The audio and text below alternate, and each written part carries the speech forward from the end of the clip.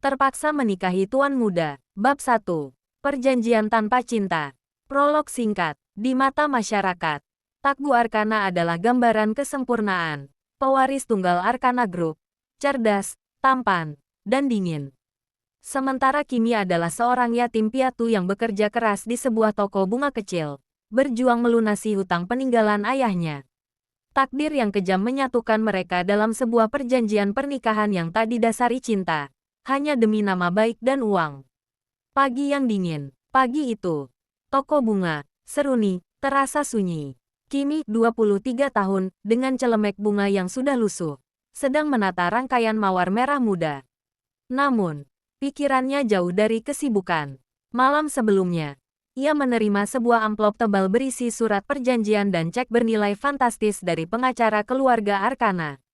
Nona Kimi, ini adalah solusi terakhir untuk hutang-hutang tuan ayahmu. Tuan Takgu bersedia membayar semuanya, asalkan Anda mau menjadi istrinya selama minimal 1 tahun. Suara pengacara itu masih terngiang. Kimi tahu, menerima tawaran itu berarti menjual kebebasannya. Menikah dengan Takgu Arkana, 28 tahun, yang terkenal dingin, arogan, dan hampir tidak pernah tersenyum di depan publik, adalah sebuah neraka yang berbalut kemewahan.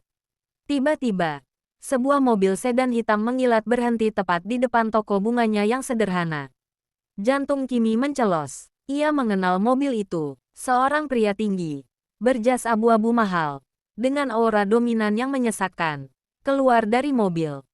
Wajahnya lurus, mata tajamnya seperti elang yang mengamati mangsanya. Itu adalah Takgu. Kimi. Suaranya dalam dan dingin, tidak menyisakan ruang untuk basa-basi. Kimi segera melepaskan celemeknya dan berdiri tegak. Tuan Takgu, saya sudah membaca surat itu. Takgu tidak bergerak, hanya menatapnya dengan tatapan menilai. Keputusanmu, kenapa harus saya? Tanya Kimi. Keberaniannya muncul dari rasa putus asa. Anda bisa mendapatkan wanita manapun di kota ini. Sudut bibir Takgu sedikit terangkat. Namun itu bukan senyuman. Justru karena kau bukan wanita manapun. Kau sederhana. Tidak terobsesi dengan nama Arkana. Dan yang paling penting, kau punya hutang yang sangat besar.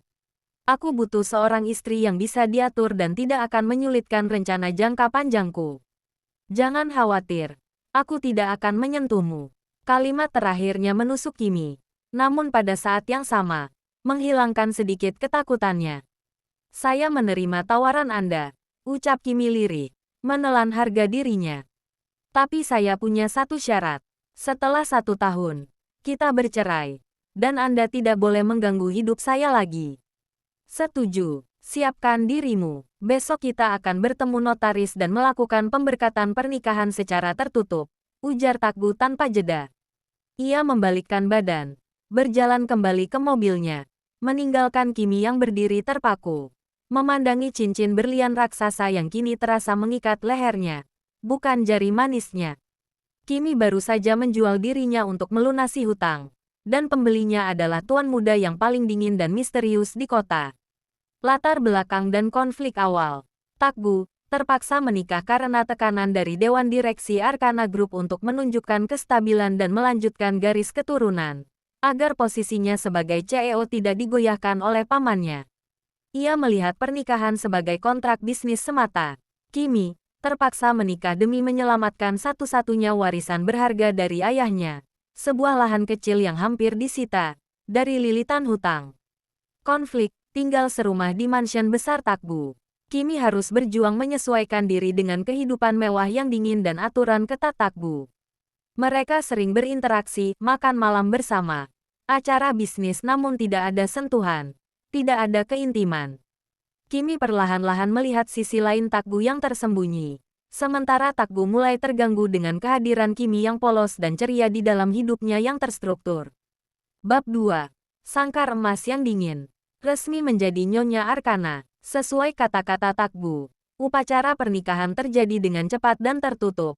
Hanya dihadiri oleh pengacara, notaris, dan beberapa kerabat jauh yang seolah hadir hanya untuk memamerkan perhiasan mereka. Kimi mengenakan gaun pengantin sederhana yang dipilihkan Takgu. Mahal, namun terasa asing di kulitnya. Beberapa jam setelah sah secara hukum, Kimi tiba di kediaman utama keluarga Arkana. Sebuah mansion megah bergaya klasik Eropa dengan pilar-pilar tinggi dan taman yang luas. Itu adalah rumah termewah yang pernah ia lihat. Namun terasa seperti museum, indah, tetapi tanpa kehangatan. Selamat datang, Nyonya muda. Sapa kepala pelayan. Tuan Wirya. Seorang pria tua dengan sikap tegas dan formal. Kimi merasa canggung dengan sebutan itu. Panggil saya Kimi saja, Tuan Wirya. Tidak bisa, Nyonya. Saya harus menjaga etika di rumah ini. Mari saya antar ke kamar Anda.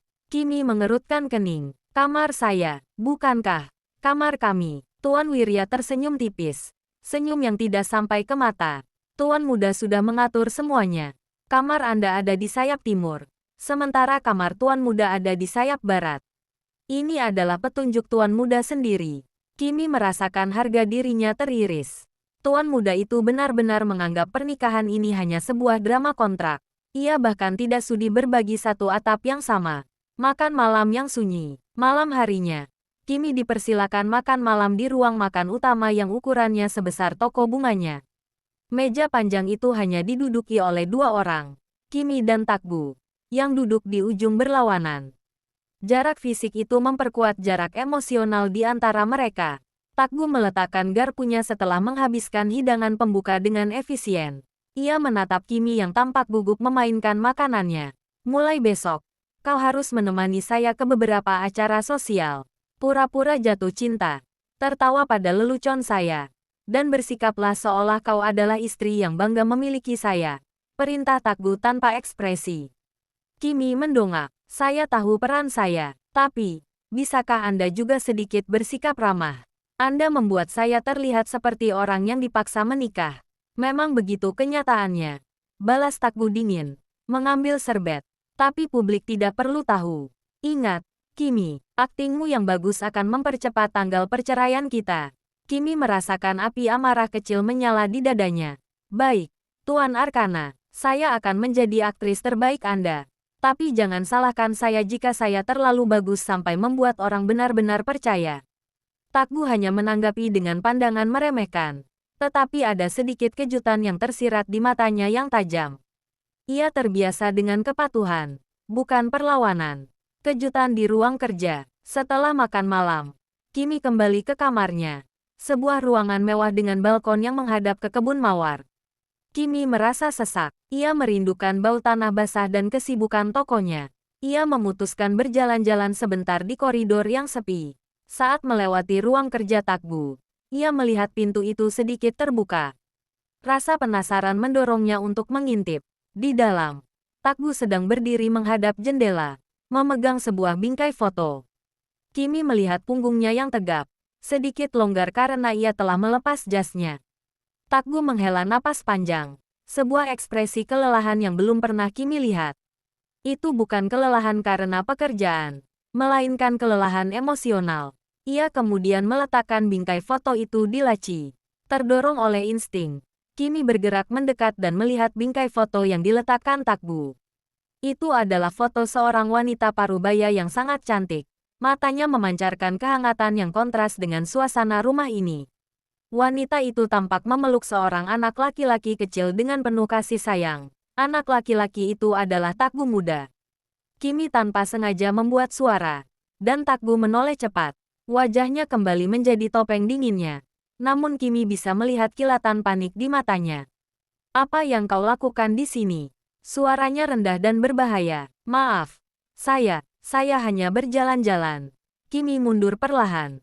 Siapa wanita itu? Takbu menutup laci dengan kasar. Bukan urusanmu. Pergi ke kamarmu. Sekarang. Jangan pernah masuk ke ruanganku lagi tanpa izin. Jaga batasmu. Kimi, ingat siapa kau di rumah ini. Kimi menunduk. Jantungnya berdebar kencang. Bukan karena takut, tapi karena ia baru saja melihat sepotong kecil jiwa Takbu yang tersembunyi. Saat Kimi berbalik pergi, ia mendengar suara Takbu yang lebih pelan. Seperti bisikan, namun menusuk. Aku hanya ingin melupakan. Jangan mencoba mencari tahu apapun tentangku. Kimi menyadari, sangkar emas ini tidak hanya mengurungnya, tetapi juga mengurung tuan muda yang terpaksa ia nikahi itu. Bab 3. topeng porselen dan tatapan meremehkan. Mempersiapkan pertunjukan. 2 hari setelah pernikahan kontrak mereka, Kimi berdiri di depan cermin besar di kamarnya. Tuan Wirya telah memastikan Kimi didandani dari ujung rambut hingga ujung kaki oleh penata rias profesional yang disewa khusus oleh Takbu. Kimi mengenakan gaun malam berwarna safir blue yang anggun. Rambutnya ditata ke atas, dan kalung berlian berkilauan di lehernya. Ia tampak memesona, jauh dari Kimi si penjaga toko bunga yang selalu berbau tanah. Namun, saat ia melihat bayangannya, ia merasa melihat orang asing yang mengenakan topeng porselen yang indah.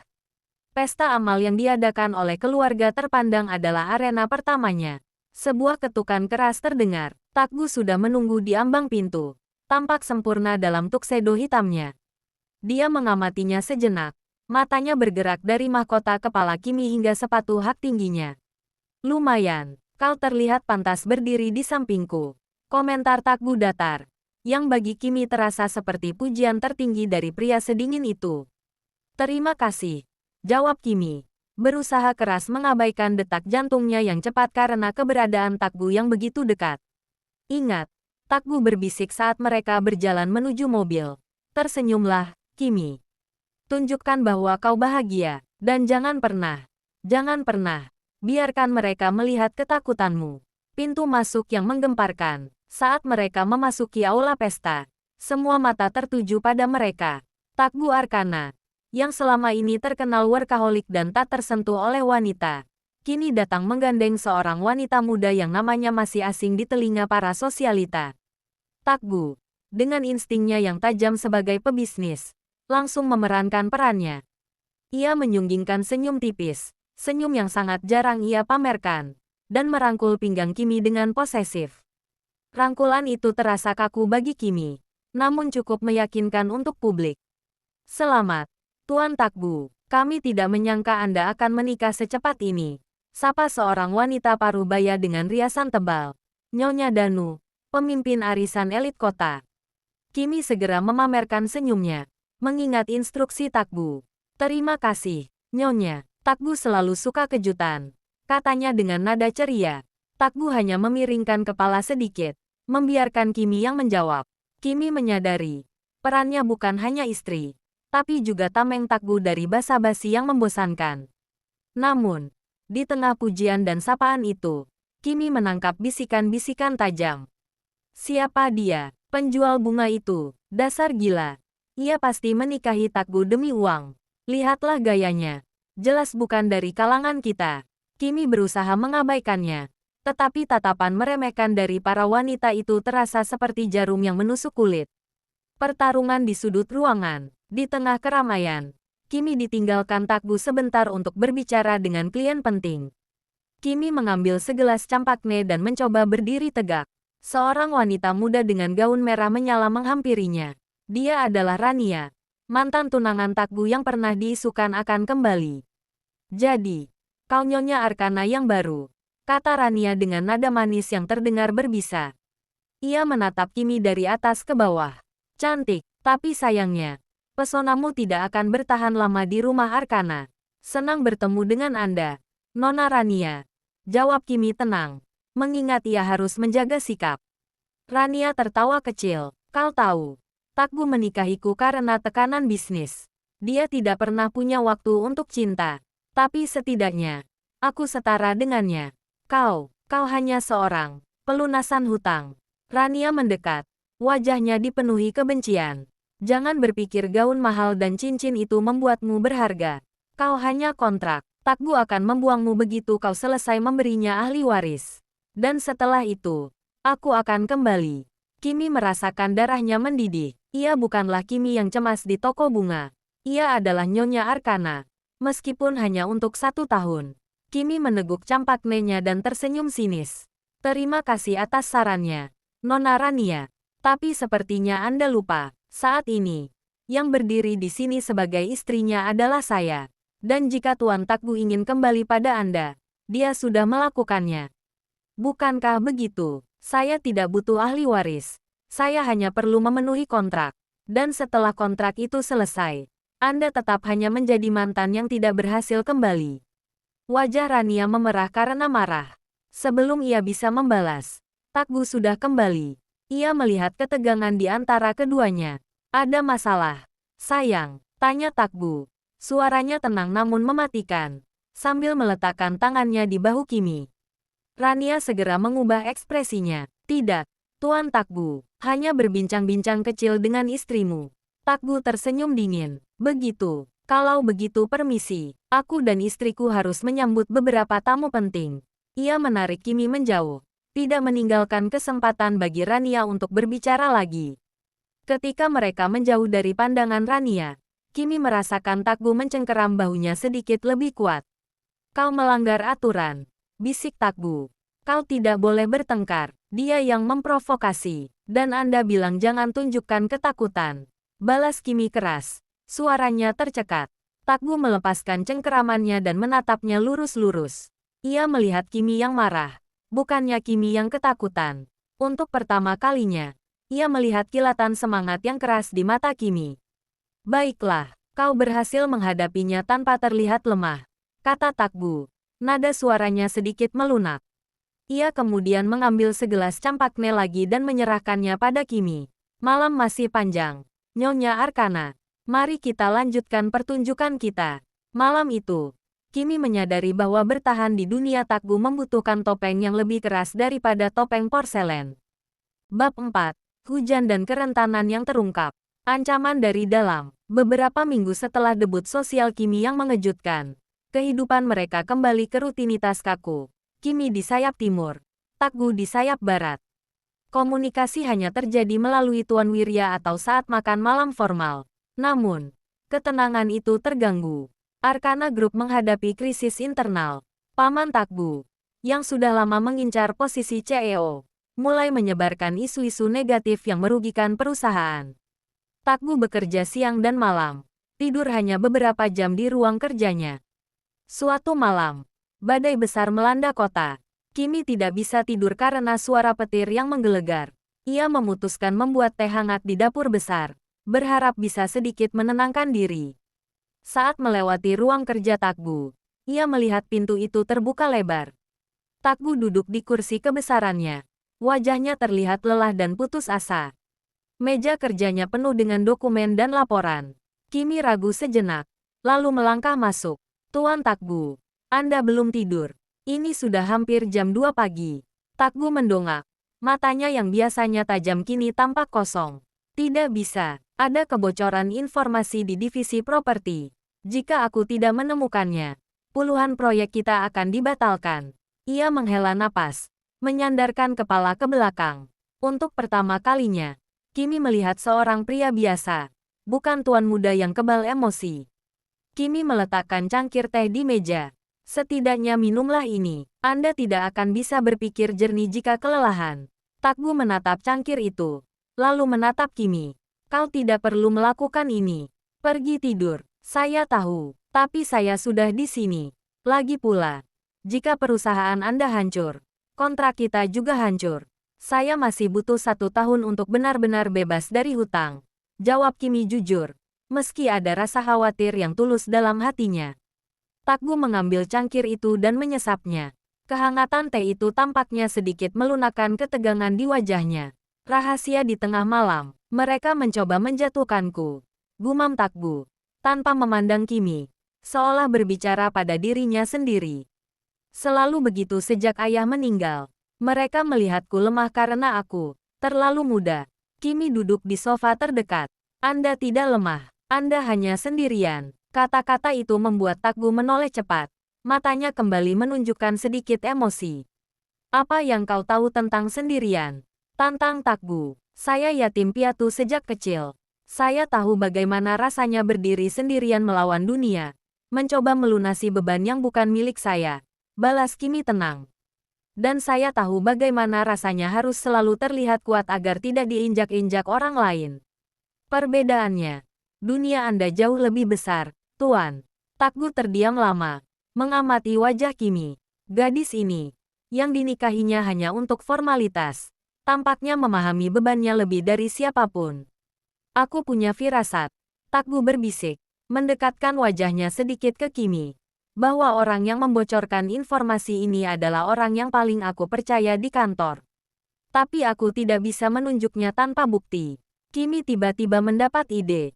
Bagaimana jika Anda menggunakan saya? Menggunakanmu? Ya, gunakan saya sebagai umpan. Umumkan bahwa Anda akan memberikan dokumen penting kepada Nyonya Arkana untuk diurus. Orang yang mengincar posisi Anda akan panik dan mencoba mendekati saya, atau setidaknya menunjukkan diri mereka. Mereka tidak akan menduga Anda akan mempercayai saya. Takgu menyeringai tipis. Senyum yang kali ini terlihat tulus, bukan dingin. Ide yang sangat berbahaya, Kimi. Bukankah hidup kita sudah berbahaya? Kedekatan tak terduga. Hujan di luar semakin deras. Tiba-tiba, listrik padam. Seluruh mansion gelap gulita. Hanya diterangi kilat sesekali. Kimi, yang memang takut petir, langsung terkesiap dan tanpa sadar bergerak mendekat ke arah Takgu. Takgu, yang menyadari reaksi itu, segera menyalakan lampu darurat kecil di mejanya. Cahaya kuning remang-remang membanjiri sudut ruangan. Kau takut petir? Tanyanya. Suaranya kembali lembut seperti saat ia minum teh tadi. Kimi mengangguk malu. Sedikit, mendekatlah. Perintah Takgu. Menarik kursi putar di sebelahnya. Kimi ragu sejenak, lalu duduk di kursi di samping Takgu. Punggung mereka hampir bersentuhan. Keheningan yang ada kini bukanlah keheningan dingin, melainkan keheningan yang intim, yang disebabkan oleh suasana larut malam dan badai yang mengamuk. Takgu melanjutkan memeriksa dokumen, tetapi kali ini ia menjelaskan apa yang ia cari kepada Kimi, seolah Kimi adalah rekan kerjanya. Kimi mendengarkan dengan saksama, sesekali memberikan pertanyaan cerdas yang membuat Takgu terkejut. Saat Kimi mencondongkan tubuh untuk melihat bagan, tangan mereka tanpa sengaja bersentuhan. Seketika, listrik statis mengalir. Takgu segera menarik tangannya, tetapi ia tidak bisa mengalihkan pandangan dari Kimi. Wajah Kimi hanya berjarak beberapa inci dari wajahnya, diterangi oleh cahaya remang-remang. Kimi adalah wanita pertama yang duduk bersamanya seperti ini. Bukan sebagai klien atau kolega, tetapi sebagai seseorang. Takgu merasakan dinding yang ia bangun di sekeliling hatinya mulai retak. Kimi di hadapannya bukan lagi pelunasan hutang, tapi seorang wanita dengan keberanian dan kehangatan yang mengusik jiwanya. Kimi, panggil Takgu. Suaranya serak. Ia mengangkat tangannya, seolah ingin menyentuh pipi Kimi, tetapi ia menghentikannya. Kenapa kau begitu mudah mempercayaiku? Tanya Takgu. Matanya mencari jawaban di mata Kimi. Kimi menatapnya balik. Matanya memancarkan ketulusan. Saya tidak tahu. Mungkin karena di balik semua keangkuhan itu, saya melihat ada seseorang yang kesepian dan kelelahan. Takgu menundukkan kepalanya, mengembuskan napas panjang. Badai di luar masih meraung, tapi badai dalam hati Takgu terasa jauh lebih besar. Malam itu, mereka tidak memecahkan kasus kebocoran, tetapi mereka memecahkan kebekuan di antara hati mereka. Sebuah perjanjian tak tertulis baru saja dimulai. Mereka akan bekerja sama, bukan hanya sebagai suami istri kontrak, tetapi sebagai sekutu yang berbagi rahasia dan kelelahan. Bab 5. Sandiwara di Markas Singa. Umpan di kandang singa. Pagi itu, suasana di markas besar Arkana Group terasa tegang. Kimi, sebagai Ni, Arkana memasuki gedung pencakar langit yang menjulang itu, menggandeng lengan Takgu. Ia mengenakan setelan bisnis elegan yang dipersiapkan khusus, tetapi rasa gugup menggerogoti perutnya. Takgu membawanya langsung ke lantai eksekutif. Ingat perannya, bisik Takgu. Matanya dingin namun ada peringatan tersembunyi. Kau di sini untuk membuat mereka percaya bahwa berkas proyek S7 ada di tanganmu. Berkas itu palsu, tapi reaksinya akan asli. Kimi mengangguk. Takgu menempatkannya di ruang konferensi kecil yang berdinding kaca, tepat di sebelah kantornya. Tumpukan map tebal, berkas umpan yang sudah disiapkan Takgu, tergeletak di mejanya. Aku akan mengawasimu dari ruanganku, kata Takgu, sebelum meninggalkannya. Jangan buka pintu untuk siapapun kecuali Tuan Wirya, dan jangan tinggalkan ruangan. Kimi duduk, mengambil napas dalam-dalam. Ia harus terlihat tenang dan berkuasa, layaknya Nyonya Arkana yang peduli pada bisnis suaminya. Tatapan curiga dan langkah pertama. Dalam waktu 1 jam, berita tentang Nyonya Arkana yang kini mengurus dokumen rahasia proyek S7, menyebar seperti api. Para eksekutif yang biasanya acuh tak acuh mulai mendekati ruangannya. Yang pertama datang adalah Pak Chandra, manajer keuangan. Selamat pagi, Nyonya Kimi. Tuan Takgu meminta Anda mengurus berkas proyek itu. Apakah Anda membutuhkan bantuan? Saya sangat akrab dengan detail proyek S7. Kimi tersenyum. Senyum yang ia pelajari dari menonton wawancara para pebisnis. Terima kasih, Pak Chandra. Tapi Tuan Takgu bilang, ini adalah berkas yang sangat sensitif. Saya harus mempelajarinya sendiri. Jika ada pertanyaan, saya akan bertanya langsung pada beliau. Pak Chandra tampak kecewa, tetapi segera mundur dengan sopan. Kemudian, muncul target utama Takgu, Pak Arman, Wakil Presiden Direktur. Arman adalah orang kepercayaan ayah Takgu, cerdas, ramah, dan dihormati semua orang. Justru itu yang membuatnya menjadi tersangka utama kebocoran informasi. Arman berdiri di depan kaca ruangan Kimi, tersenyum hangat. Kimi membuka pintu, merasa sedikit gentar. Nyonya Kimi, saya Arman, katanya sambil mengulurkan tangan. Saya sangat senang melihat Anda terlibat dalam bisnis. Saya di sini untuk menawarkan bantuan tulus. Saya mendengar Anda sedang mengurus proyek S7. Benar, Pak Arman. Proyek ini rumit sekali. Jawab Kimi. Proyek S7 memang kompleks. Terutama bagian anggaran tak terduga yang harus disahkan secepatnya. Jika tidak, kita akan kehilangan penawaran. Pastikan Tuan Takgu menandatangani berkas itu hari ini juga. Arman berkata dengan nada mendesak. Kimi merasakan kejanggalan. Dalam berkas umpan yang ia pegang, Takgu sudah menghilangkan bagian anggaran tak terduga itu. Karena bagian itulah yang digunakan sebagai celah kebocoran. Oh, bagian anggaran tak terduga.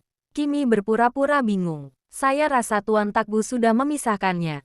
Saya hanya fokus pada bagian teknis dan legal. Wajah Arman berkedut. Hanya sepersekian detik. Namun Kimi melihatnya. Senyumnya sedikit menegang. Begitu, mungkin saya salah mengingatnya. Kalau begitu, saya permisi dulu. Selamat bekerja, Nyonya. Arman mundur. Namun matanya sekali lagi tertuju pada tumpukan map di meja Kimi dengan pandangan yang terlalu tajam. Komunikasi senyap di kantornya. Takgu duduk di belakang meja. Tetapi matanya terpaku pada monitor tersembunyi yang menampilkan rekaman langsung ruang konferensi. Ia menyaksikan setiap interaksi Kimi, dan ia melihat Arman menekan Kimi. Saat Kimi menanggapi Arman dengan tenang, Takgu tanpa sadar menggenggam pena di tangannya. Ia kagum sekaligus khawatir. Kimi, si pemilik toko bunga sederhana, berakting sebagai pengusaha ulung dan berhasil menemukan titik lemah Arman. Setelah Arman pergi, Kimi duduk kembali. Jantungnya berdebar kencang. Ia menoleh ke arah kantor Takgu, mencari konfirmasi. Takgu, yang menyadari tatapan Kimi, segera mengirim pesan singkat ke ponsel Kimi. Takgu, bagus. Dia terpancing. Sekarang, pura-pura meneleponku. Katakan padanya bahwa kau akan menyimpan berkas itu di brankas pribadimu, bukan di kantor. Kimi segera mengambil ponselnya, dan seolah-olah sedang menelepon. Ia berkata dengan suara keras yang bisa didengar oleh siapapun yang lewat, "Ya, sayang. Saya akan bawa semua berkas ini pulang malam ini dan menyimpannya di brankas kita." Itu pasti yang terbaik. Dari sudut matanya, Kimi melihat Arman, yang baru saja berjalan menjauh, berhenti sejenak di lorong. Ekspresi wajahnya berubah tegang. Api cemburu dan sentuhan pertama. Tak lama setelah itu, pintu ruangan Kimi diketuk. Kali ini, bukan eksekutif, melainkan Rania, mantan tunangan Takgu, yang kebetulan sedang berada di lobi. Kimi, ku dengar kau sibuk, ujar Rania dengan sinis. Kau tahu, melibatkan istri dalam bisnis itu sangat tidak profesional. Takgu pasti hanya memperalatmu. Dia tidak pernah percaya wanita. Kimi merasa lelah menghadapi Rania. Tetapi ini adalah kesempatan sempurna untuk memancing Arman lebih jauh.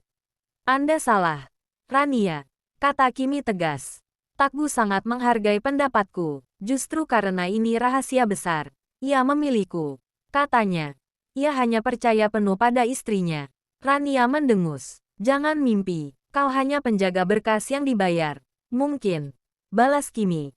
Menatap langsung ke mata Rania. Tapi saat ini, saya adalah satu-satunya orang yang bisa tidur di sampingnya dan tahu rahasia terbesarnya. Dan Anda tidak. Tiba-tiba, pintu terbuka lebar. Takgu berdiri di sana. Auranya gelap dan dingin. Ia pasti mendengar pertengkaran itu. Takgu berjalan lurus ke Kimi. Mengabaikan Rania sepenuhnya. Ia memegang rahang Kimi. Memaksanya mendongak. Dan, ia mencium Kimi. Bukan ciuman lembut, melainkan ciuman yang mengklaim. Ciuman yang menunjukkan kekuasaan. Dan yang paling penting, ciuman yang nyata. Kimi tertegun.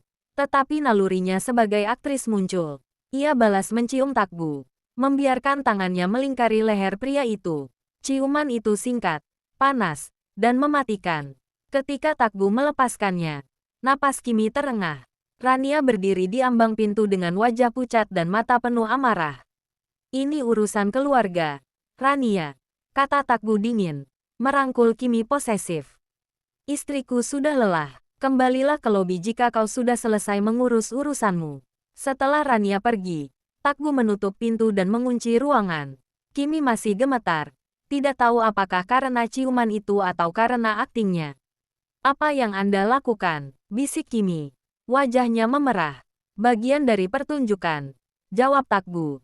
Nadanya lebih serak dari biasanya. Kita harus meyakinkan semua orang. Termasuk Arman. Dia harus percaya bahwa kau adalah satu-satunya kelemahan dan kunci rahasiaku. Ia kemudian menunjuk ke meja. Aku sudah memancing Arman dengan informasi tentang brankas di rumah. Sekarang, kita tunggu reaksinya malam ini. Kimi menatap berkas umpan itu. Lalu menatap Takgu. Ia tidak yakin mana yang lebih berbahaya. Plot perusahaan atau getaran yang baru saja ia rasakan dari sentuhan Takgu. Kedekatan fisik yang seharusnya tidak ada dalam kontrak mereka. Baru saja menjadi senjata terkuat mereka. Bab 6. Maling di Sangkar Emas. Malam yang dibidik, di Mansion Arcana. Suasana terasa lebih gelap dan sunyi dari biasanya. Takgu dan Kimi duduk di ruang kerja. Ruang yang kini menjadi markas komando mereka. Brankas itu sudah kosong. Kimi, berkas umpan itu hanya ada di kamarmu. Di dalam tas kerja. Takgu menjelaskan. Suaranya pelan dan serius. Tuan Wirya sudah kuperintahkan untuk memberi izin kepada semua pelayan untuk libur malam ini. Mansion ini dijaga oleh sistem keamanan. Dan kita. Jadi kita sendirian? Tanya Kimi. Merasakan adrenalin mulai merayap di tubuhnya. Aku akan berada di kamar tidurku. Di sayap barat. Kau tetap di kamarmu. Begitu kau mendengar ada yang masuk, tekan tombol panik yang aku sematkan di jam tanganmu. Jangan bertindak sendiri. Takgu menyerahkan sebuah earpiece kecil. Aku bisa mendengarmu dari sini. Kimi mengangguk. Menyematkan earpiece itu. Ia tahu ini berisiko. Tetapi ia sudah berjanji menjadi mitra Takgu. Kenapa Anda harus berada di kamar Anda? Kenapa tidak di sini saja? Tanya Kimi. Sedikit cemas. Takgu menatapnya. Ada sedikit kehangatan langka di matanya. Aku harus memberikan kesan bahwa aku tidur nyenyak di kamar yang terpisah. Jika kita terlihat terlalu dekat, Arman akan curiga sejak awal. Tetaplah berani. Aku akan datang dalam hitungan detik. Ketukan yang mencurigakan. Kimi kembali ke kamar mewahnya di sayap timur. Ia mengenakan piyama sutra dan duduk di tempat tidur. Mencoba terlihat santai sambil memegang tas kerja berisi berkas umpan. Pukul 2 dini hari. Saat badai hujan telah berubah menjadi gerimis halus. Kimi mendengar sesuatu. Bukan langkah kaki, melainkan bunyi klik yang sangat pelan dari arah jendela balkon. Jantung Kimi berdebar keras. Ia segera menekan tombol komunikasi di jam tangannya, tetapi tidak mengatakan apa-apa.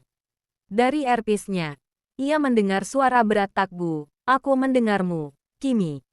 Tetap diam. Aku sedang dalam perjalanan. Jendela balkon kamar Kimi dibuka dari luar. Seseorang mengenakan pakaian serba hitam. Wajahnya tertutup masker. Melompat masuk. Orang itu bergerak cepat dan senyap. Langsung menuju meja rias tempat tas kerja Kimi diletakkan. Kimi berpura-pura tidur nyenyak. Bernapas teratur.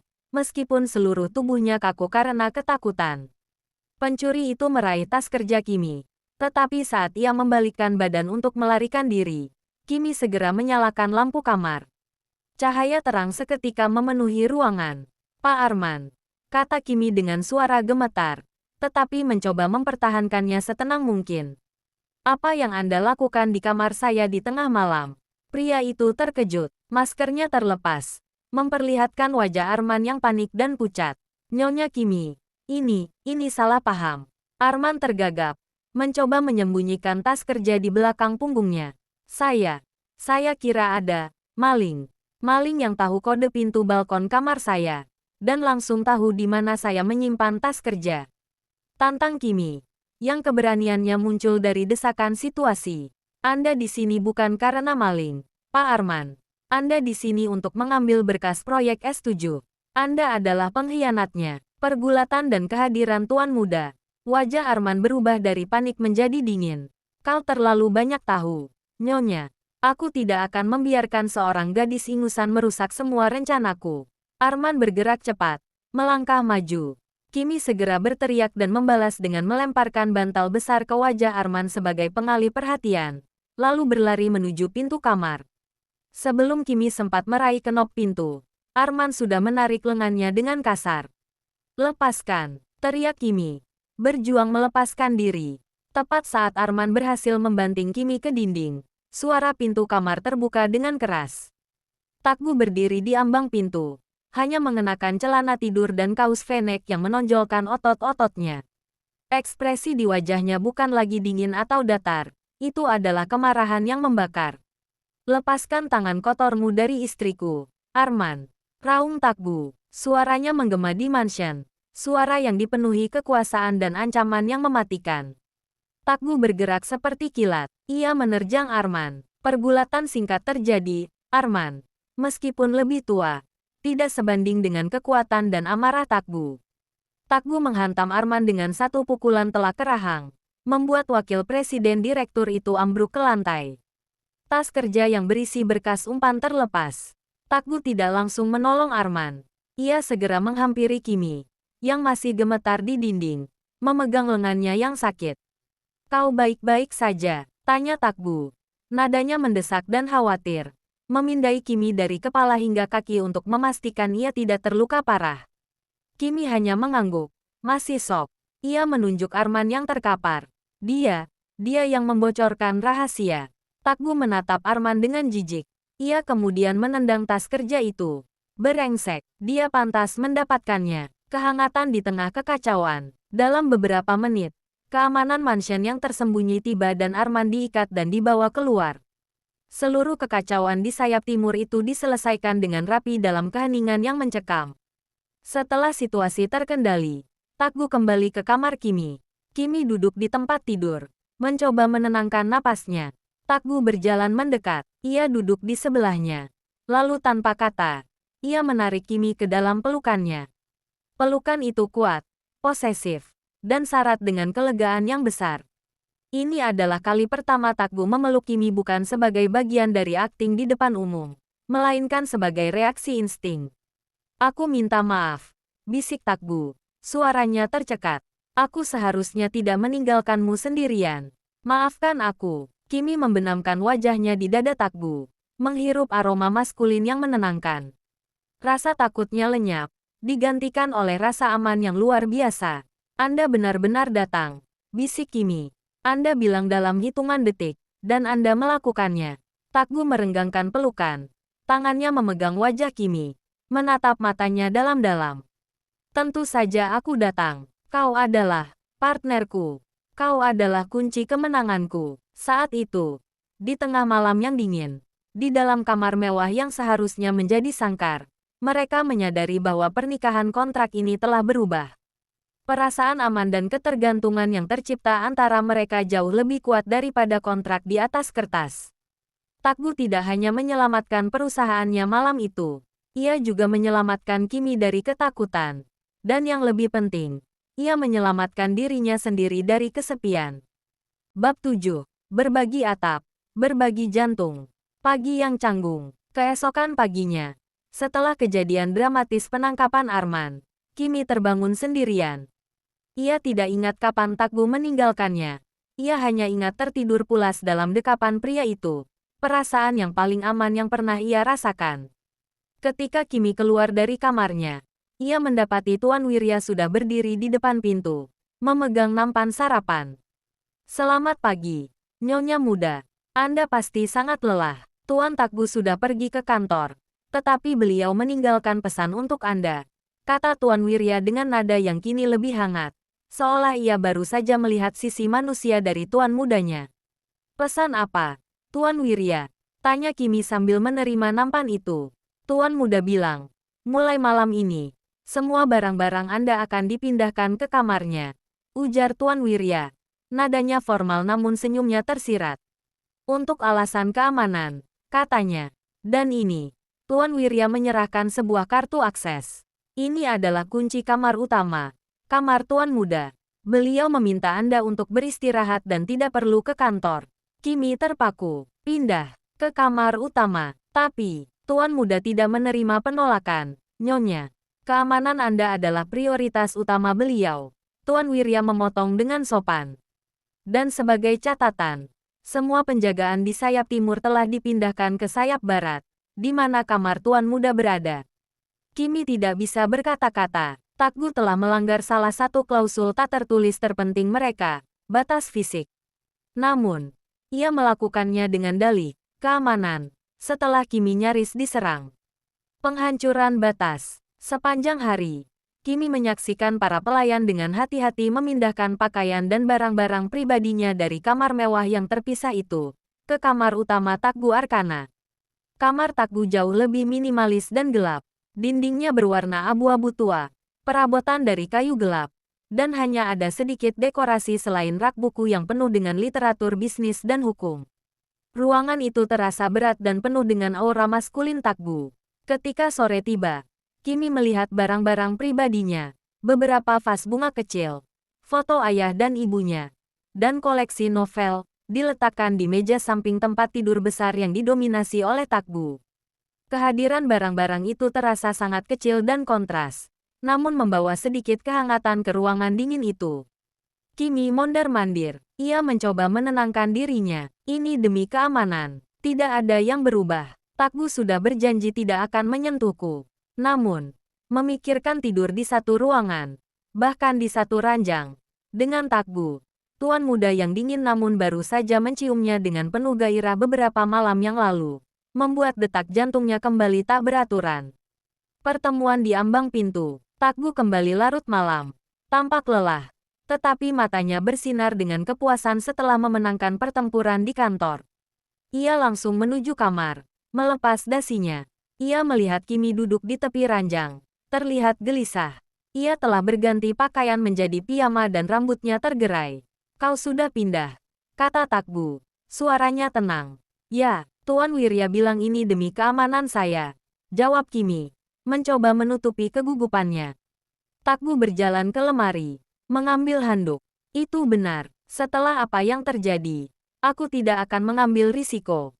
Sayap barat jauh lebih aman. Aku bisa menjamin keselamatanmu. Tapi, kontrak kita. Kimi berdiri, berhadapan dengannya.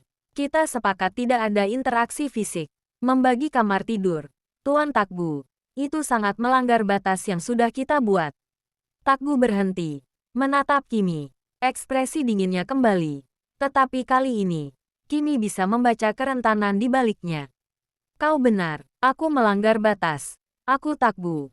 Ia mendekat, perlahan, hingga mereka hanya berjarak beberapa inci. Tapi katakan padaku, Kimi, setelah malam itu, apakah kau benar-benar merasa lebih aman di kamar yang terpisah dariku? Kimi tidak bisa menjawab. Ia ingat betapa menenangkannya kehadiran Takbu di sisinya. Atau, Takbu melanjutkan.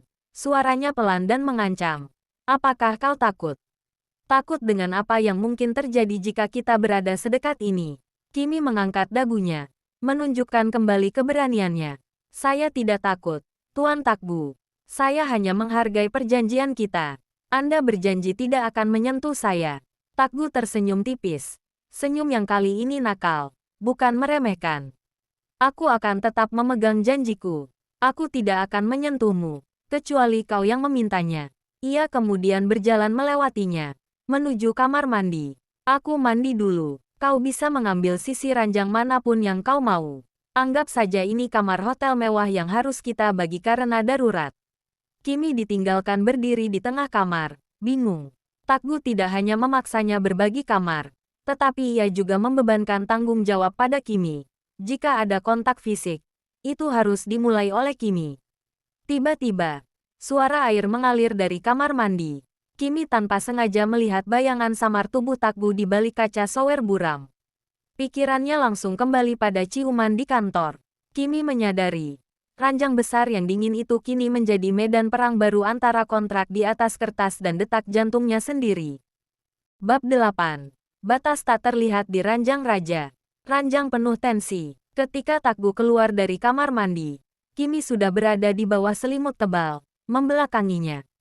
Ia berbaring kaku di sisi ranjang yang paling dekat dengan jendela, berharap Takgu tidak menyadari betapa tegangnya ia. Aroma min dan kayu cendana yang baru saja mandi menyebar di udara, menembus selimut Kimi, membuatnya semakin sulit berpura-pura tenang. Takgu, dengan gerakan santai yang terasa begitu dominan, mematikan lampu besar, menyisakan hanya lampu tidur kecil di sisi mejanya. Ia kemudian naik ke ranjang dari sisi seberang, meninggalkan jarak yang cukup signifikan di antara mereka, seolah-olah ia sudah menarik garis batas tak terlihat di tengah ranjang. Ranjang di kamar utama Takgu ini berukuran sangat besar, king size, tetapi malam itu, ranjang itu terasa sempit, seperti mereka berbaring di atas seutas tali. Kimi bisa mendengar suara bantal yang dipukul-pukul pelan oleh Takgu, dan kemudian, keheningan. Keheningan yang hanya dipenuhi oleh suara hujan yang masih rintik-rintik di luar dan, yang paling mengganggu, suara napas teratur Takgu. Ia ada di sini, hanya beberapa kaki di sisiku. Seorang pria yang sedingin es di siang hari, kini adalah kehangatan terbesar di malam hari. Kimi menutup matanya erat-erat, memaksa dirinya tidur. Ia berusaha keras meyakinkan dirinya bahwa ini hanya untuk keamanan, bahwa Takgu adalah perisainya, bukan bahaya baru. Melanggar garis batas. Setelah sekitar 1 jam bergulat dengan pikirannya sendiri, Kimi masih belum bisa tidur. Ia berbalik, menghadap punggung Takgu. Tubuh Takgu tampak kokoh di bawah selimut, punggungnya lebar dan tegap. Kimi merasakan hawa dingin dari AC, dan tanpa sadar, ia sedikit demi sedikit bergerak mendekat. Ia hanya ingin sedikit kehangatan. Tiba-tiba, Takgu yang semula membelakanginya, bergerak. Ia berbalik dan kini wajah mereka hampir berhadapan. Kimi terkejut. Jantungnya hampir copot. Ia segera menutup matanya, berpura-pura tertidur lelap. Takgu menatap wajah Kimi yang diterangi cahaya lampu tidur yang samar. Ia bisa melihat bulu mata Kimi yang panjang dan pipinya yang merona. Entah karena malu atau karena suhu ruangan. Takgu tahu Kimi belum tidur. Ia bisa merasakan tarikan napas Kimi yang terlalu cepat dan tidak stabil. Ia tersenyum kecil di kegelapan. Senyum yang penuh makna. Takgu kemudian berbicara. Suaranya pelan dan rendah. Hanya berjarak beberapa inci dari telinga Kimi. Aku tahu kau belum tidur, Kimi. Kimi membuka matanya, terperangkap. Ia menatap mata Takgu yang gelap. Mata yang kini tidak lagi dingin, melainkan menunjukkan rasa geli dan sesuatu yang lebih dalam. Aku tidak bisa tidur. Jawab Kimi jujur, menelan ludah. Ketakutanmu sudah hilang. Jadi, apa yang membuatmu tidak bisa tidur? Ranjangku, tantang Takgu. Kimi menggeleng cepat. Bukan, aku terlalu sadar bahwa Anda ada di sini. Takgu menyangga kepalanya dengan satu tangan, menatapnya intens. Memangnya kenapa? Aku tidak melanggar janji. Aku masih berada di wilayahku. Ia menunjuk ke tengah ranjang. Kau yang bergerak melintasi perbatasan. Kimi. Wajah Kimi memanas. Ia memang bergerak mendekat. Saya hanya kedinginan. Gumam Kimi. Mencoba mundur ke sisi ranjangnya. Namun, sebelum Kimi sempat menjauh, Takgu melakukan sesuatu yang benar-benar tidak terduga dan melanggar aturan tak tertulis mereka. Meski hanya dalam bentuk kecil. Tangannya bergerak ke atas, bukan untuk menyentuh Kimi, melainkan untuk menyesuaikan selimutnya. Takgu menarik selimut tebal itu hingga menutupi bahu Kimi dengan sempurna. Tidurlah. Perintah Takgu. Nadanya kini melunak dan kembali ke mode pelindung. Tidak ada yang akan menyentuhmu.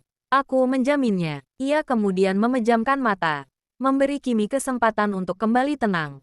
Kejujuran kecil, Kimi menatap wajah Takgu yang tertidur. Dalam kegelapan, tanpa topeng Cheonnya, wajahnya terlihat damai. Dia adalah pria yang sangat tampan, dengan garis wajah tegas yang hanya sedikit melunak saat tertidur. Perasaan aman yang ia rasakan mengalahkan ketegangan. Kimi menyadari, disinilah ia seharusnya berada, di sisi Takgu, entah sebagai istrinya atau sekutu. Tapi di dekatnya, Kimi membalikkan badan lagi. Kali ini ia tidur memunggungi Takgu. Tetapi, ia tidak lagi mempertahankan jarak. Ia membiarkan punggungnya sedikit saja menyentuh punggung Takgu. Kontak fisik yang kecil, hampir tidak terasa, namun cukup untuk menghapus garis batas di antara mereka. Di belakangnya, Takgu yang pura-pura tidur, menyadari sentuhan itu. Punggungnya terasa hangat, dan detak jantungnya tiba-tiba berpacu. Ia menahan napas sejenak, takut Kimi akan menyadari bahwa ia bangun. Setelah beberapa saat, ia membiarkan dirinya rileks, menikmati kehangatan kecil itu. Aku tidak menyentuhnya, dia yang menyentuhku. Jadi, kontraknya tidak batal, pikir Takgu, mencari pembenaran yang konyol untuk perasaannya yang meluap-luap. Di malam pertama di ranjang raja itu, mereka berdua menemukan bahwa berbagi tempat tidur bukan tentang melanggar janji, melainkan tentang membangun ketergantungan baru. Kontak kecil yang tak terelakkan, dan perlahan-lahan merobohkan dinding baja di hati tuan muda yang dingin. Bab 9. Perhitungan jantung yang salah. Takgu di singgasananya. Keesokan harinya, Takgu tiba di kantor lebih pagi dari biasanya. Ruangan Cheonnya yang dihiasi baja, kaca, dan kemewahan minimalis terasa lebih sunyi. Arman telah ditangani dan krisis bisnis sudah mereda.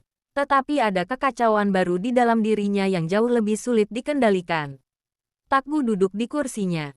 Matanya terpaku pada layar komputer. Namun, bukannya angka proyek atau laporan keuangan yang ia lihat. Bayangan Kimi yang tidur membelakanginya. Punggung mereka yang bersentuhan, terus memenuhi pikirannya. Dia mencoba berkonsentrasi pada laporan bulanan. Tetapi setiap kali ia menarik napas, ia teringat aroma sampo mawar Kimi yang tersisa di bantalnya. Ini konyol, Takgu menggerutu dalam hati. Aku menikahi dia untuk menyelesaikan masalah, bukan untuk menambah masalah emosional. Ia adalah Takgu Arkana, pria yang dikenal kejam dalam negosiasi dan tidak pernah mencampur adukan bisnis dan perasaan. Ia bisa menghitung untung rugi dalam hitungan detik. Tetapi, ia tidak bisa menghitung apapun yang berkaitan dengan Kimi. Anomali emosional. Seorang manajer senior, Pak Dirga, masuk untuk memberikan update singkat mengenai penanganan Arman. Tuan Takgu, Tuan Arman sudah diserahkan ke pihak berwajib. Semuanya berjalan lancar, dan kami sangat menghargai peran Nyonya Kimi dalam mengungkap kasus ini. Beliau sangat berani, kata Pak Dirga penuh kekaguman. Bagus, jawab Takgu datar, tanpa emosi. Pak Dirga ragu-ragu sejenak. Tuan, apakah Tuan tidak keberatan?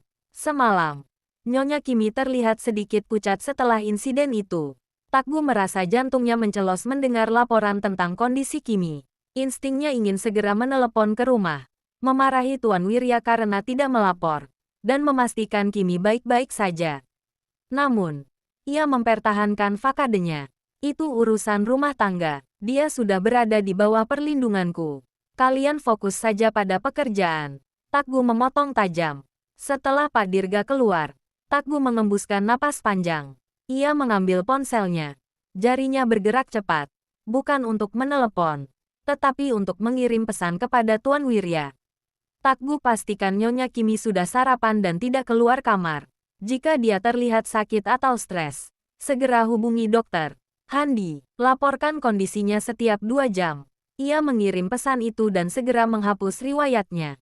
Ini hanya untuk memastikan asetku, istri kontrakku, tetap dalam kondisi prima untuk melanjutkan peran sosialnya. Ia membenarkan dirinya sendiri. Mencari pembenaran dingin. Siang hari, saat jam makan siang, Takgu menolak semua ajakan makan dari rekan bisnisnya. Ia memilih makan sendirian di kantor, menatap pemandangan kota dari jendela lantai tertinggi. Ia memutar ulang adegan malam sebelumnya di kepalanya. Kimi yang gemetar, ekspresi takutnya saat Arman menyerangnya. Dan yang paling penting, Perasaan kehilangan kendali saat ia melihat Kimi dalam bahaya.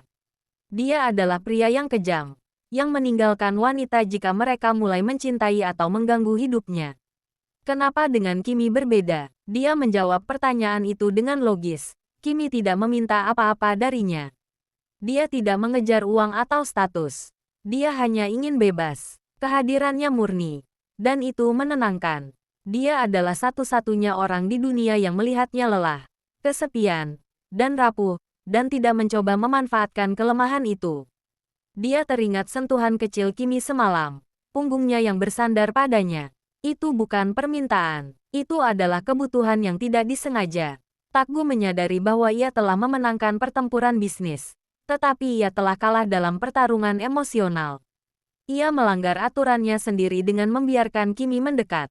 Dan kini, ia tidak bisa lagi mematikan perasaannya. Ia mengambil surat perjanjian pernikahan mereka dari laci. Matanya menyapu klausul-klausul formal. Masa berlaku 1 tahun. Tidak ada keintiman. Kompensasi finansial. Takgu memegang pena mahal di tangannya. Ia hampir mencoret klausul. Tidak ada keintiman. Tetapi ia menghentikan dirinya. Tidak, aku harus menahan diri. Aku tidak ingin melukainya. Keretakan jeda kopi. Takgu memutuskan bahwa ia harus berbicara dengan Kimi. Tetapi tidak secara emosional. Dia butuh kepastian bahwa Kimi tahu batasan. Ia menelepon sambungan internal ke rumah.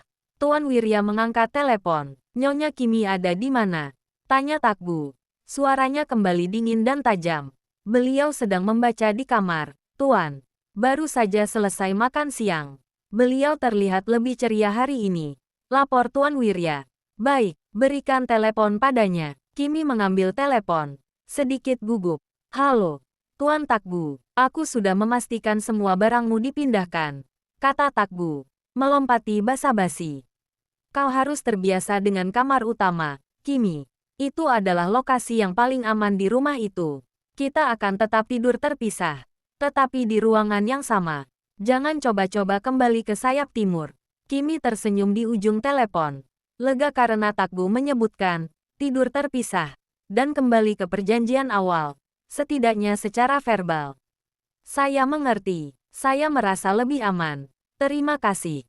Bagus, kata Takgu. Dan mengenai kontrak kita, ingat, kita adalah mitra bisnis. Tidak ada yang berubah. Jangan pernah berpikir bahwa insiden Arman mengubah dinamika ini. Takgu sengaja menekankan kata-kata ini. Bukan hanya untuk Kimi, tetapi untuk meyakinkan dirinya sendiri. Hening sejenak, lalu Kimi menjawab. Nadanya lembut tetapi penuh keyakinan. Saya tahu persis siapa saya di sini, Tuan Takgu. Saya adalah istri kontrak Anda. Dan saya tahu batas saya. Saya tidak akan meminta apapun yang tidak ada dalam perjanjian. Saya hanya ingin bebas saat waktunya tiba. Jawaban Kimi yang tegas dan berjarak itu justru menghantam Takgu. Ia ingin Kimi menanyakan perasaannya setelah ciuman itu. Ia ingin Kimi menyangkal bahwa ia hanya kontrak. Tapi Kimi tidak melakukannya. Ia telah berhasil menciptakan mitra yang patuh. Tetapi ia telah kehilangan kesempatan untuk melihat wanita yang mencintainya. Takgu menutup telepon tanpa pamit. Wajahnya tegang. Ia menyadari, Kimi tidak akan pernah menjadi miliknya. Karena ia sendiri yang telah menetapkan harga dan tanggal kadaluarsa untuk hubungan mereka. Malam ini, aku akan tidur di ranjang yang sama dengan wanita yang paling kucintai. Tetapi aku akan menjadi pria yang paling jauh di matanya. Pikir Takgu, sambil menatap surat perjanjian yang masih tergeletak di mejanya. Bab 10. Bahasa perhatian yang membingungkan. Garis batas yang berubah. Malam kedua Kimi di kamar utama adalah malam yang panjang. Ketika ia terbangun, hal pertama yang ia sadari adalah jarak di antara mereka lebih jauh dari malam sebelumnya. Takgu tidak ada di ranjang. Ia melihat ke sudut ruangan dan menemukan Takgu tertidur pulas di sofa panjang di depan perapian, ditutupi selimut tipis.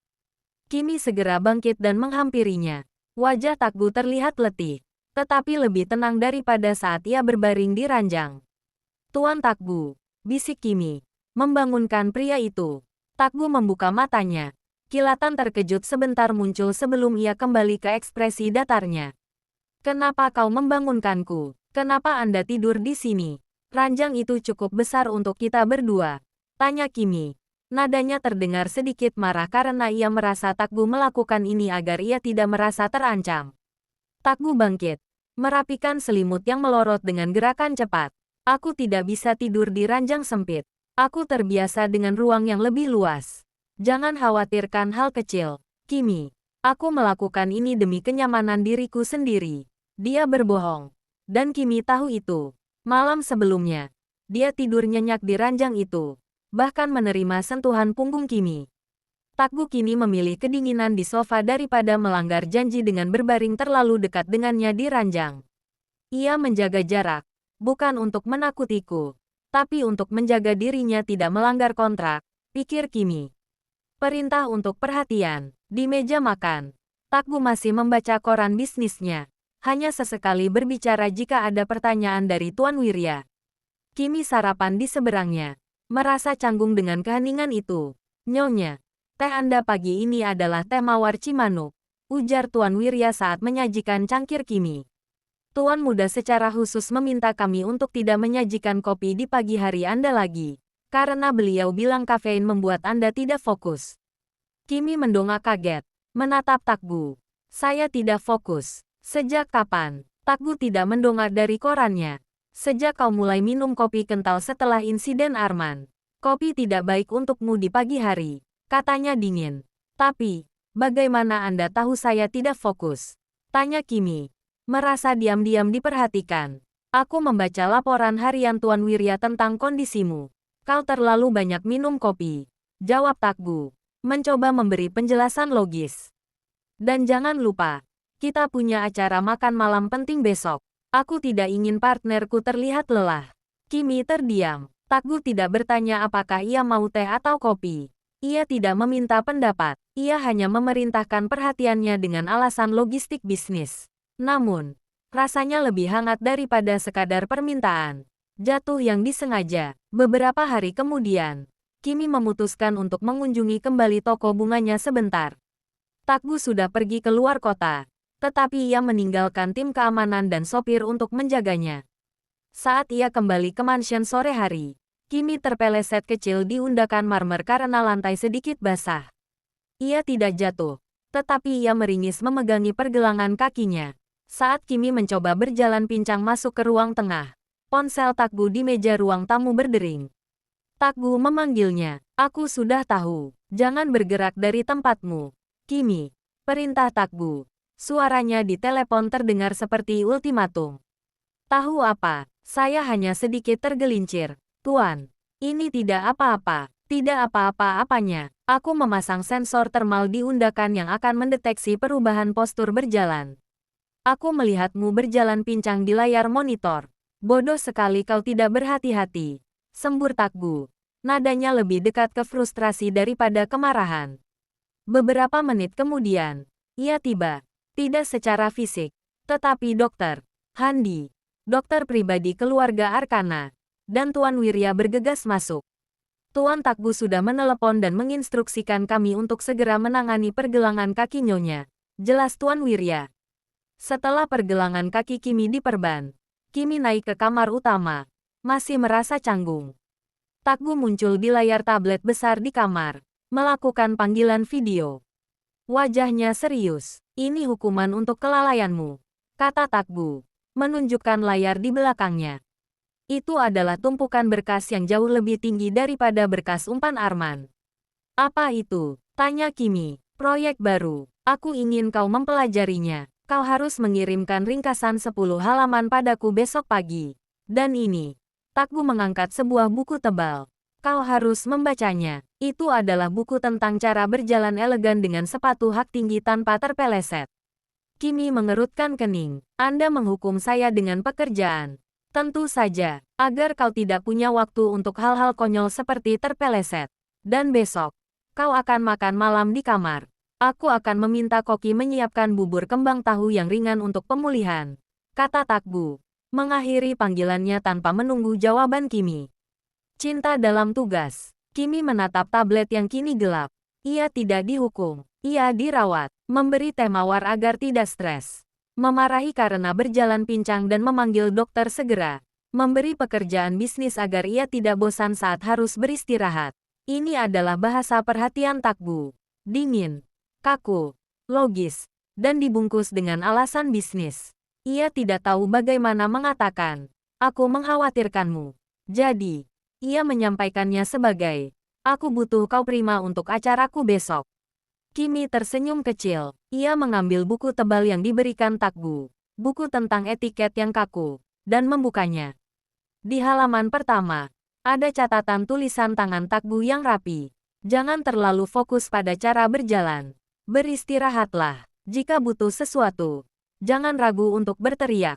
Aku memasang mikrofon di kamarmu. Bukan untuk memata-matai, hanya untuk memastikan aku mendengarmu jika terjadi sesuatu lagi. Membaca tulisan tangan itu, Kimi akhirnya mengerti. Takbu adalah tuan muda yang dingin dan terpaksa menikah. Tetapi ia tidak bisa menghentikan dirinya untuk peduli. Perhatiannya bukanlah bagian dari kontrak, itu adalah perhitungan jantung yang salah. Yang kini mulai meruntuhkan dinding di antara mereka. Satu perhatian kaku pada satu waktu. Bab 11. Jarak satu sentuhan. Kunjungan pincang. Malam itu, Kimi harus makan malam di kamar karena pergelangan kakinya yang masih terkilir. Takbu mengirimkan bubur kembang tahu terbaik dari koki pribadi, dan memastikan kamar selalu hangat. Kimi merasakan perhatian ini, tetapi pada saat yang sama, ia merasakan jarak emosional yang diciptakan Takbu. Pukul 10 malam, Takbu kembali ke kamar. Ia mengenakan celana olahraga dan kaus yang longgar, terlihat santai namun tetap menawan. Ia tidak langsung berbicara pada Kimi, melainkan langsung menuju meja kerja kecilnya. Kimi, yang sedang membaca buku etiket yang diberikan Takbu, memutuskan untuk mengambil inisiatif. Ia mencoba berjalan perlahan menuju meja Takbu, menggunakan satu kaki sebagai tumpuan, mengabaikan rasa sakit di pergelangan kakinya. "Tuan Takbu," panggil Kimi pelan. Takbu segera mendongak, begitu ia melihat Kimi berjalan pincang. Ekspresi di wajahnya berubah total, bukan marah seperti sebelumnya, tetapi khawatir yang nyaris panik. Ia segera bangkit, mengitari meja dengan cepat. "Apa yang kau lakukan? Aku sudah bilang jangan berjalan. Kau seharusnya tetap di ranjang." Takbu memegang bahu Kimi dan pinggangnya, menahannya agar tidak jatuh. Sentuhan mendadak itu membuat tubuh Kimi menegang, tetapi hatinya menghangat karena melihat betapa pedulinya Takbu. "Saya hanya ingin mengucapkan terima kasih atas teh dan buburnya. Dan juga, untuk buku ini," kata Kimi sambil menunjukkan buku itu. "Saya tidak bodoh. Saya tahu Anda mencoba bersikap dingin. Padahal Anda mengkhawatirkan saya." Pengakuan hati. Takbu memegang Kimi di lengannya. Wajah mereka sangat dekat. Kimi bisa merasakan napas hangat Takbu di dahinya. Keheningan itu terasa berat. Hanya ada suara detak jantung mereka yang beradu. "Aku mengkhawatirkanmu.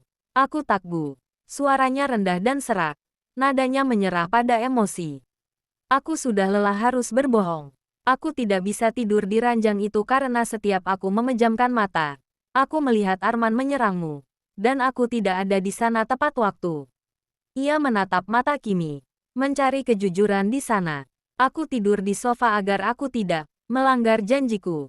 Aku tidak akan menyentuhmu. Tapi, Kimi, kau harus tahu, perjanjian itu hanyalah kertas bagiku sekarang." Kimi merasakan air matanya menggenang. Ini adalah pengakuan paling rentan yang pernah ia dengar dari pria ini. "Lalu kenapa Anda tidak membatalkan perjanjiannya?" tanya Kimi. Suaranya bergetar. "Karena aku takut," jawab Takbu jujur. "Aku takut jika perjanjian itu batal. Kau akan lari. Kau akan pergi dan aku tidak akan bisa melihatmu lagi. Aku tahu kau hanya ingin kebebasanmu kembali. Dan aku tidak bisa menjadi penghalang kebahagiaanmu." Kimi menggelengkan kepala. "Kebahagiaanku bukan hanya soal kebebasan. Kebahagiaanku juga ada di tempat yang aman. Dan saya merasa paling aman saat berada di sini, di dekat Anda." Jarak satu sentuhan. Ucapan Kimi adalah kunci yang membuka segel hati Takbu. Takbu melihat kejujuran di matanya, bukan lagi ketakutan atau niat tersembunyi. Takbu perlahan mendekatkan wajahnya. Kali ini tidak ada lagi klaim kekuasaan atau sandiwara seperti saat di kantor. Ini adalah ciuman yang lambat, penuh keraguan, dan kebutuhan yang mendalam. Kimi menutup matanya. membalas ciuman Takgu dengan kehangatan yang tulus, melupakan rasa sakit di kakinya. Ciuman itu adalah pengakuan bahwa kontrak mereka telah berakhir, bukan di atas kertas, melainkan di hati. Ketika Takgu melepaskan ciumannya, ia mengangkat Kimi dalam gendongan bridal style. Sekarang, Nyonya Arcana, bisik Takgu, sambil membawa Kimi ke ranjang. Kau harus memulihkan diri, tapi mulai malam ini, tidak ada lagi sofa, tidak ada lagi jarak. Aku akan tidur di sini, untuk menjagamu. Sebagai suamimu, Takgu meletakkan Kimi dengan hati-hati di ranjang. Ia berbaring di sampingnya, menghadap Kimi. Ia tidak menyentuhnya, tetapi jarak di antara mereka kini nyaris tidak ada. Kimi meletakkan tangannya di dada Takgu, merasakan detak jantungnya yang cepat. Anda yakin tidak melanggar janji? Tanya Kimi, tersenyum jahil. Takgu menatapnya dalam-dalam. Terserah padamu, aku bilang aku tidak akan menyentuhmu, kecuali kau yang memintanya. Kimi kemudian merangkul pinggang Takgu, memeluknya erat, membenamkan wajahnya di dada bidangnya. Kalau begitu, saya memintanya. Saya butuh suami saya untuk memeluk saya malam ini, tuan muda yang dingin. Takgu membalas pelukan Kimi dengan kekuatan yang sama, mendekapnya erat-erat seolah takut Kimi akan menghilang. Kau curang, Kimi, bisik Takgu di telinga Kimi, tetapi nadanya dipenuhi kelegaan. Tapi, aku menyukainya. Malam itu, mereka tidur berpelukan di ranjang yang sangat luas, dan jarak satu sentuhan yang sempat memisahkan mereka akhirnya melebur dalam kehangatan yang tulus. Bab 12. Spekulasi dan istri yang diakui. Tuan muda yang berubah. 1 minggu setelah insiden Arman dan malam keintiman pertama mereka, Takgu dan Kimi kembali muncul di hadapan publik dalam sebuah acara peluncuran produk baru Arcana Group. Namun, kali ini, ada sesuatu yang berbeda. Takgu tidak hanya menggandeng Kimi, ia memegang tangan Kimi dengan jari-jari yang saling bertautan, sebuah kehangatan yang tidak pernah ia tunjukkan. Senyumnya, meski masih tipis, kini mencapai matanya, dan ia seringkali mencondongkan tubuh ke Kimi, membisikkan sesuatu yang membuat Kimi tersipu dan tertawa kecil. Semua mata, mulai dari jurnalis hingga dewan direksi, tidak bisa berpaling. Mereka tahu bahwa Takgu Arcana, sang Ice Prince, tidak pernah terlibat dalam drama Public Display of Affection (PDA). Di meja eksekutif, bisikan segera menyebar. Kolega senior Pak Hadi, lihat, dia benar-benar jatuh cinta pada gadis penjual bunga itu. Kurasa dia berhasil memecahkan es di hati tuan muda. Direktur keuangan, Bulita ini buruk. Takgu tidak pernah mencampur adukan emosi dan bisnis. Perubahan ini bisa membuatnya rentan. Mereka tidak peduli pada cinta. Mereka hanya melihat risiko bisnis. Reaksi Rania, yang hadir di acara itu, melihat pemandangan kehangatan Takgu dan Kimi dengan mata menyala-nyala karena marah. Ia tidak bisa menerima kenyataan bahwa kontrak yang seharusnya berumur pendek itu kini berkembang menjadi romansa sejati. Rania berjalan mendekat, mengenakan gaun merah yang mencolok, siap menyerang. Tuan Takgu, selamat atas keberhasilan proyek ini, sapa Rania dengan senyum dipaksakan. Nyonya Kimi, kau terlihat lelah. Pergelangan kakimu sudah pulih. Rania sengaja menyebutkan cedera Kimi untuk mengingatkan publik bahwa Kimi adalah wanita biasa dan rentan. Sebelum Kimi sempat menjawab, Takgu menyela. Ia menarik Kimi lebih dekat, menempatkan tangan Kimi di pinggangnya, dan berbicara kepada Rania dengan suara yang dingin, mengingatkan pada Takgu yang lama. Terima kasih, Rania. Istriku hanya sedikit lelah karena harus merawatku yang sakit selama beberapa hari ini, jawab Takgu santai. Kimi segera menatap Takgu dengan terkejut. Takgu sakit, dan soal pergelangan kakinya, dia sudah pulih sepenuhnya. Karena aku memastikan dia mendapat perawatan terbaik di rumah. Takgu melanjutkan, menatap Rania tajam. Sejak dia menjadi istriku, aku memastikan dia tidak pernah kekurangan apapun. Keamanannya, kesehatannya, adalah prioritas utamaku. Mungkin kau lupa, tapi dia bukan lagi seorang diri. Dia adalah Nyonya Arcana. Ucapan Takgu adalah deklarasi publik. Dia tidak hanya mengakui Kimi sebagai istri. Dia mendeklarasikan Kimi sebagai jantungnya. Pukulan balik tuan muda. Rania tertegun. Tetapi ia berusaha melakukan serangan terakhir. Kau terlalu melindunginya, Takgu. Bukankah kau harus fokus pada bisnis setelah Arman? Para dewan direksi khawatir kau terlalu fokus pada rumah tangga daripada perusahaan. Takgu menyeringai. Senyum dingin yang familiar. Ia menatap ke sekeliling, memastikan semua orang mendengarkan. Kepada para dewan direksi dan juga Anda, Rania, aku sudah memecahkan kasus Arman, yang telah merugikan perusahaan miliaran. Siapa yang membantuku? Istriku. Istriku yang tidak terikat oleh saham atau janji, tetapi hanya terikat pada kejujuran, ujar Takgu dengan suara tegas. Ia mengangkat berkas yang ia pegang. Hari ini, aku meluncurkan produk ini, dan aku akan mengumumkan bahwa Kimi adalah kepala yayasan sosial baru Arcana Group. Dia tidak hanya menjalankan peran sosial kami, dia akan bertanggung jawab atas semua anggaran amal. Dia adalah mitraku, baik di ranjang maupun di kantor. Pengumuman itu mengejutkan semua orang. Ini adalah langkah berani yang mengikat Kimi lebih dalam pada kerajaan Arcana. Takgu memberikan Kimi kekuasaan yang sesungguhnya. Rania mundur tanpa kata. Wajahnya yang semula penuh amarah kini berubah menjadi pahit. Dia menyadari. Game over. Takgu tidak hanya jatuh cinta. Dia telah menjadikan Kimi tak tersentuh dan tak tergantikan. Kimi, yang berdiri di samping Takgu, merasakan kebanggaan dan cinta yang meluap. Kontrak mereka mungkin masih berlaku. Tetapi kini, ia bukan lagi hanya pelunasan hutang. Ia adalah istri yang diakui dan dicintai oleh tuan muda yang dingin. Bab terakhir. Kontrak abadi. 1 tahun kemudian. 1 tahun telah berlalu. Kontrak pernikahan antara Takgu Arcana dan Kimi telah berakhir.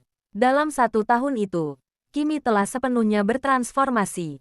Bukan hanya penampilannya yang semakin elegan, tetapi auranya.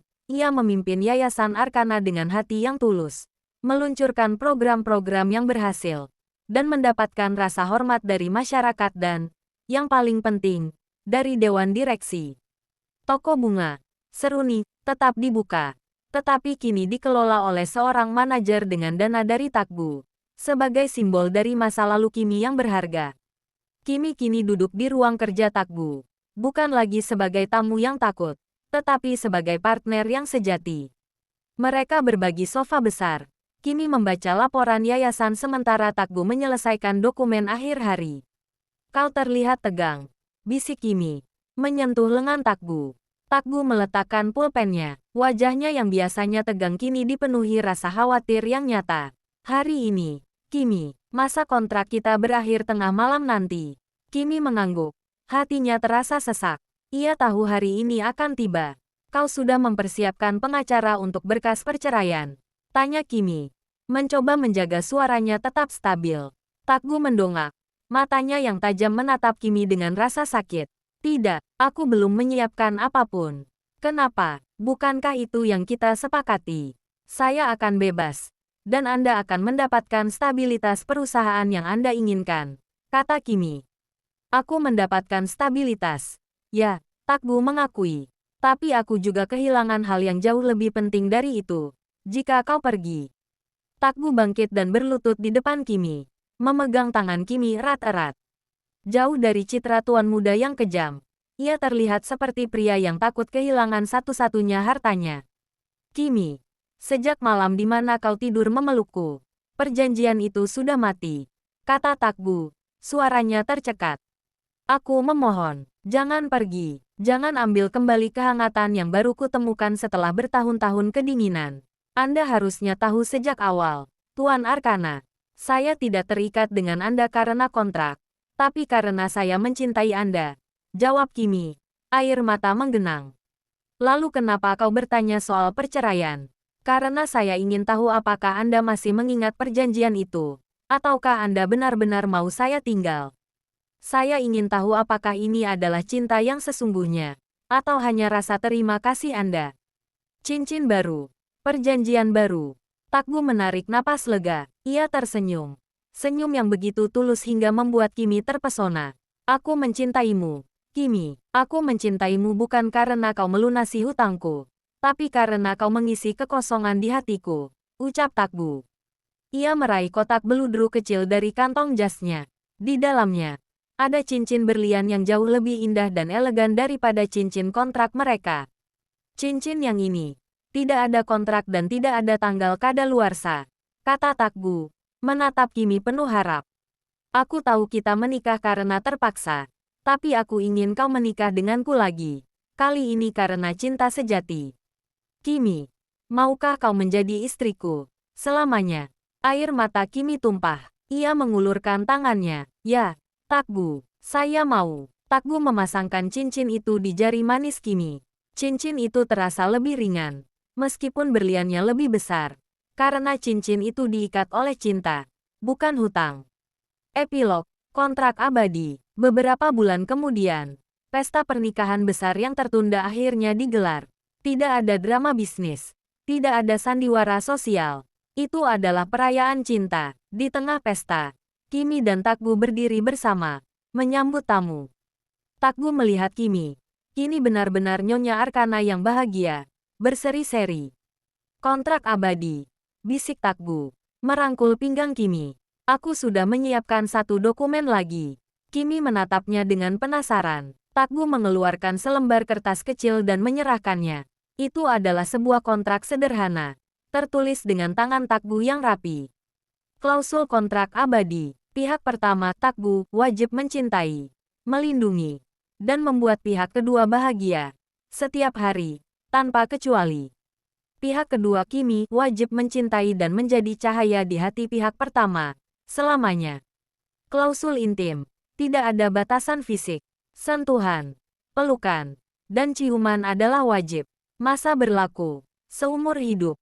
Kimi tertawa, kemudian mencium bibir Tak Gu di tengah keramaian. Saya setuju, Tuan Muda, kata Kimi, memeluknya erat. Mulai sekarang, selamanya adalah kontrak kita. Tamat.